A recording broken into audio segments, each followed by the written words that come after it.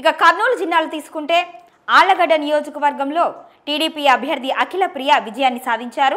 శ్రీశైలంలో టీడీపీ అభ్యర్థి రాజశేఖర్ రెడ్డి విజయాన్ని సాధించారు. నందికొట్కూరులో టీడీపీ నుంచి జయసూర్య గెలుపొందారు. కర్నూలులో టీడీపీ అభ్యర్థి టీజీ భరత్ విజయాన్ని సాధించారు. పాణ్యంలో టీడీపీ అభ్యర్థి గౌరు చరితారెడ్డి విజయాన్ని సాధించారు. నంద్యాల నియోజకవర్గంలో టీడీపీ తరపున మహమ్మద్ ఫరూక్ గెలుపొందారు. బనగాలపల్లి నియోజకవర్గం నుంచి టీడీపీ అభ్యర్థి జనార్దన్ రెడ్డి గెలుపొందారు. డోన్ నియోజకవర్గంలో టీడీపీ అభ్యర్థి కోట్ల సూర్యప్రకాష్ రెడ్డి గెలుపొందారు. పత్తికొండ నియోజకవర్గంలో టీడీపీ తరపున శ్యామ్ కుమార్ విజయాన్ని సాధించారు.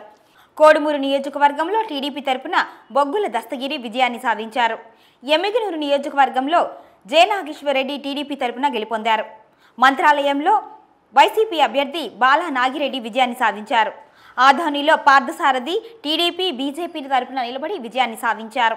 ఆలూరులో వైసీపీ నుంచి విరూపాక్ష విజయాన్ని సాధించారు.